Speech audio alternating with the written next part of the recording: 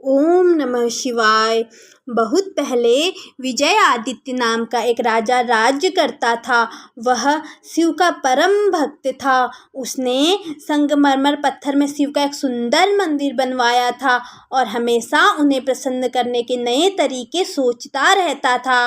एक दिन राजा ने सोचा, श्रावण का मंगलमय महीना आरंभ हो गया है। श्रावण में सोमवार के दिन भगवान की पूजा करने से बहुत लाभ होता है, क्योंकि यह दिन विशेष रूप से शिव को बहुत प्रिय है। इसलिए इस अवसर पर विशेष पूजा होनी चाहिए। यह कैसे किया जाए? बहुत सोचने के बाद उसके मन में एक विचार आया, क्यों नहीं इस महीने में हर एक सोमवार को 1008 पात्रों के दूध से उनका अभिषेक किया जाए। इस पूजा के लिए सभी लोग दूध दान करेंगे, जिससे उन्हें भी पुण्य मिलेगा। पूजा के लिए दूध विशेष रूप से बनाए गए एक कुंड में एकत्र किया जाएगा। कुछ दिनों के बाद राजा के उद्घोषक ने शहर के चौक पर ढोल बजाकर यह घोषणा की, नगरवासियों, कल श्रावण का पहला सोमवार है और हमारे राजा 1008 पात्रों के दूध से शिव की पूजा करेंगे। हर एक गृहवासी को कल सुबह घर का सारा दूध लेकर मंदिर में अवश्य आना चाहिए और मंदिर के कुंड में सारा दूध डाल देना चाहिए।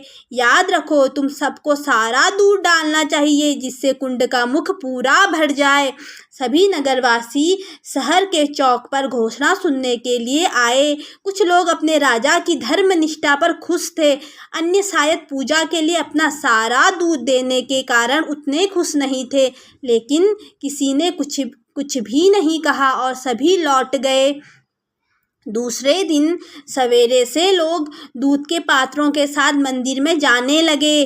शीघ्र ही मंदिर के सामने एक लंबी कतार बन गई, क्योंकि कुंड में अपने हिस्से का दूध डालने के लिए अधिक से अधिक लोग आने लगे। वे सब अपने घर का सारा दूध ले आए थे।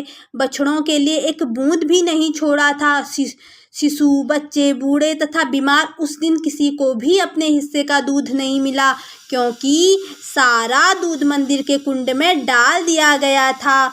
जैसे जैसे समय बीतता गया, कुंड में दूध का स्तर धीरे धीरे ऊपर उठने लगा। फिर भी दोपहर तक कुंड आधा ही भरा। हर एक क्षण इतने पात्रों के दूध कुंड में डालने पर भी कुंड खाली था। यह सचमुच आश्चर्य की बात थी। पुजारी तथा मंदिर में एकत्र सभी लोग चिंतित हो गए। यह क्या हो रहा है? भीड़ में सब घबराहट के साथ कानाफूसी करने लगे। एक व्यक्ति बुदबुदाने लगा, क्या बात है, कुंड क्यों नहीं भर रहा है? हालांकि हर नगरवासी अपने घर का सारा दूध उसमें डाल चुका था। क्या शिव भगवान नाराज हैं? क्या हम लोगों से अनजाने में कोई पाप हो गया है? पुजारी बहुत घबराए हुए थे। तभी मंदिर के अहाते में एक बूढ़ी औरत ने प्रवेश किया, जिसे शायद किसी ने ही ध्यान से देखा होगा। वह नगर के दूसरे छोर पर रहती थी। उसने सवेरे उठकर अपनी सभी गायों का दूध निकाल लिया था, लेकिन बछड़ों के लिए कुछ छोड़ दिया था। फिर उन्होंने परिवार के सदस्यों को दूध पिलाया और घर का कामकाज पूरा किया। इसके बाद केवल एक छोटे कटोरे भर दूध बचा। वह उसे लेकर मंदिर में गई और यह प्रार्थना करते हुए दूध को कुंड में डाल दिया, हे कृपा सिंधु प्रभु, सिर्फ इतना ही आपको अर्पित कर सकती हूँ, लेकिन यह अपनी पूरी भक्ति के साथ समर्पित कर रही हूँ। कृपया मेरी छोटी सी भेंट स्वीकार करें। और फिर देखिए क्या हुआ। अब आधा रिक्त कुंड दूध से लबालब भर गया। बूढ़ी औरत जैसे विनीत भाव से आई थी, वैसे ही चली गई।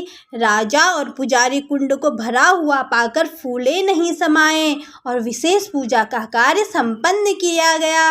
अगले सोमवार को वैसा ही हुआ। नगर के सभी लोगों ने ईमानदारी से कुंड में अपना घर का सारा दूध डाल दिया। फिर भी कुंड आधा खाली ही रहा। जब उस बूढ़ी औरत ने अपने छोटे से कटोरे से कुंड में दूध डाला तो वह पूरा लबालब भर गया। इस चमत्कार को देखकर सभी चकित थे। राजा ने इस रहस्य की तह तक जाने का निश्चय किया। इसलिए तीसरे सोमवार को राजा सवेरे से ही कुंड के निकट पहरेदार के वेश में खड़ा हो गया और हर घटना को ध्यान से देखने लगा। पहले की ही तरह लोग दूध अर्पित करने के लिए कुंड के निकट पंक्ति में खड़े होने लगे, लेकिन दूध का स्तर आधा ही रहा, ऊपर नहीं उठा। जब बूढ़ी औरत कटोरा भरकर दूध लेकर आई और ऊंचे स्वर में प्रार्थना करने लगी, हे प्रभु, मैं जितना दूध बचा सकी हूँ वह आपको अर्पित करती हूँ। मुझे विश्वास है कि आप अपनी असीम कृपा में इसे स्वीकार करेंगे। कृपा करके आशीर्वाद दें। तब उसने अपनी कटोरी का दूध कुंड में डाल दिया। जैसे ही वह वापस जाने के लिए मुड़ी कि राजा, जो वेश बदलकर निगरानी कर रहा था, यह देखकर चकित रह गया कि कुंड दूध से लबालब भर गया। उसने दौड़कर बूढ़ी औरत को रुकने के लिए कहा। डर से कांपती हुई वह बोली, मुझे क्यों रोकते हो? मैंने क्या किया है? राजा ने कहा, डरो मत माँ, मैं राजा हूँ और तुमसे कुछ जानना चाहता हूँ। कितने ही लोगों ने अपने घर का दूध कुंड में डाल रखा है, फिर भी कुंड आधे से ज़्यादा नहीं भरा, लेकिन तुमने जैसे ही इसमें छोटे कटोरे भर का दूध डाला, कुंड अचानक लबालब भर गया। क्या बता सकती हो ऐसा क्यों हुआ? बूढ़ी औरत ने उत्तर दिया, महाराज, मैं एक माँ हूँ और माँ कभी अपने बच्चे को भूखे देखना सहन नहीं कर सकती, इसलिए मैंने आपकी आज्ञा का पालन नहीं किया। गायों से दूध निकालते समय मैंने कुछ दूध बछड़ों के लिए छोड़ दिया और फिर सब बच्चों को पिलाया। इसके बाद जो दूध बचा वही पूजा के लिए लेकर आई हूँ। भगवान भी माता के समान हैं, वे नहीं चाहते कि बच्चों को भूखा मारें। स्पष्ट बोलने के लिए क्षमा चाहती हूँ। हे राजा, आपने किंतु यही कर दिया। आपने लोगों को पूजा के लिए घर का सारा दूध लाने के लिए आदेश दिया और बच्चों, बूढ़ों तथा बीमारों के लिए कुछ भी बचाने के लिए नहीं कहा। प्रजा दुखी थी, लेकिन आपकी आज्ञा का उल्लंघन नहीं कर सकती थी। उन्होंने अर्पण तो किया, किंतु स्वेच्छा से नहीं। भगवान को यह पसंद नहीं आया और आपके अर्पण को अस्वीकार करके उन्होंने अपना असंतोष प्रकट किया। राजा यह सुनकर विचारों में खो गया। यह माँ ठीक तो कह रही है, उसने मन में सोचा। राजा को भी अपनी प्रजा के लिए माता के समान होना चाहिए, जो उसके स्वास्थ्य और सुख का ध्यान रखे। लेकिन मैं अपनी पूजा के लिए उन्हें दूध देने पर मजबूर करने का महापाप कर रहा था। फिर भगवान हम पर कैसे प्रसन्न रहते? शर्म से उसका सिर झुक गया। वह बूढ़ी औरत से बोला, मैं तुम्हारा शुक्रगुजार हूँ माँ, तुमने हमारी आंखें खोलकर सच्ची भक्ति का मार्ग दिखाया है। तुरंत उसने घोषणा करवाई कि आने वाले सोमवार के दिन लोगों को उतना ही दूध लाना है जो बच्चों, बूढ़ों तथा बीमारों और बछड़ों को पिलाने के बाद बच जाए। अगले सोमवार को भी, जो श्रावण का अंतिम सोमवार था, मंदिर पर सवेरे से ही लंबी कतार थी। लोग उतना ही दूध लाए थे जो बचा सके थे।